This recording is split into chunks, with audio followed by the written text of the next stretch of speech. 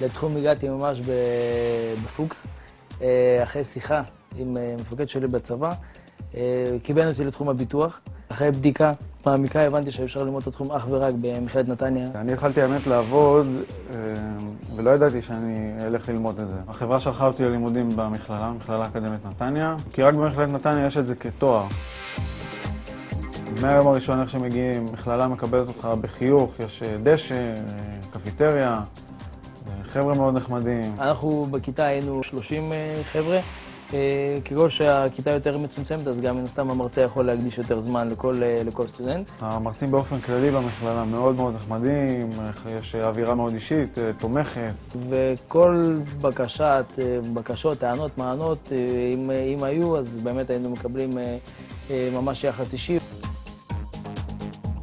היה מרצה שלימד אותו ממש פרקטי, מרצה שבא מהשטח, מנכ"ל של חברת ביטוח. והוא ממש ירד איתנו מעבר לרמת החוקים, עשה ואל תעשה, אלא עשה ואל תעשה מבחינת היום-יום. איך בעבודה זה יעזור לך. התקבלתי לעבודה, ובמסגרת שיתוף פעולה של המכללה האקדמית נתניה עם הראל חברה לביטוח, הם אפילו בנוסף למשכורת הרגילה שהייתה לי שם, שילמו לי מלגת לימודים. עבדתי בביטוח במשרה מלאה ולמדתי את התואר במקביל, בלי להפריע אחד לשני. פתאום הבנתי שאני יודע לעשות הרבה דברים שעובדים בחברת ביטוח, שעובדים 10 שנים, 15 שנים לא יודעים לעשות.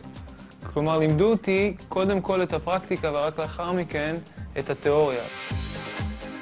היום כשאני מקבל עובדים לעבוד אצלי, אני בודק השכלה, זה מאוד חשוב לי לראות שיש השכלה, אבל מאוד חשוב לי גם לדעת מה הם יודעים לעשות. אני ממשיך תואר שני במכללת נתניה, כל הסיבות, חוויה מאוד נעימה שהייתה בלימודים.